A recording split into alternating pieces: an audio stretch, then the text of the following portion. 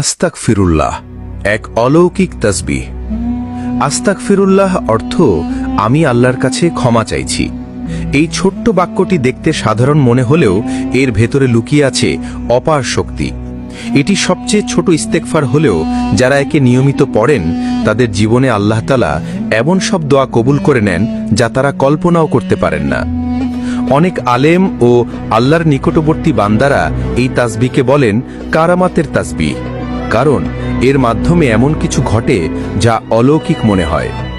এমন অনেকেই আছেন যারা কেবল আস্তাগফিরুল্লাহ পাঠ করতে করতে আল্লাহর দরবারে মুস্তাজাবুদ দোয়া অর্থাৎ দোয়া কবুল হওয়া মানুষ হয়ে যান।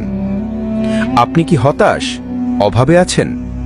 জীবনে হতাশা ঘিরে ধরেছে, অর্থকষ্টে দিন কাটছে, গুনাহের বোঝা ভারী হয়ে গেছে, ভালো জীবনসঙ্গী খুঁজে পাচ্ছেন না, বারবার দোয়া করেও ফল পাচ্ছেন না?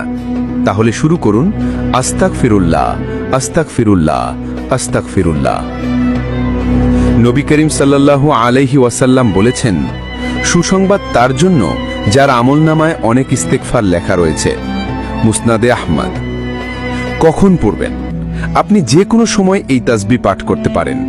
বসে, শুয়ে, হাঁটতে হাঁটতে, গাড়িতে, কাজের ফাঁকে, শুধু টয়লেট ছাড়া। এই ছোট্ট বাক্যের মাধ্যমে আপনি আল্লাহর রহমত ডেকে আনছেন, যা হয়তো একদিন আপনার জীবনের চিত্রই বদলে দেবে। যখন আল্লাহ আপনার দোয়া কবুল করে নেবেন তখন হয়তো আনন্দে চোখ ভিজে উঠবে অশ্রুতে, আর আপনি নিজের অজান্তেই বলে উঠবেন, হে আমার প্রভু, আমি তো কখনো তোমাকে ডেকে নিরাশ হইনি। সূরা মারিয়াম আয়াত 4। হে আমার প্রতিপালক, আমি তো কখনো তোমাকে ডেকে নিরাশ হইনি। আসুন আমরা সবাই ইস্তেগফারকে জীবনের অভ্যাসে পরিণত করি। আল্লাহ আমাদের সব গুনাহ মাফ করে দিন এবং তার রহমতের দ্বার উন্মুক্ত করে দিন। আমিন।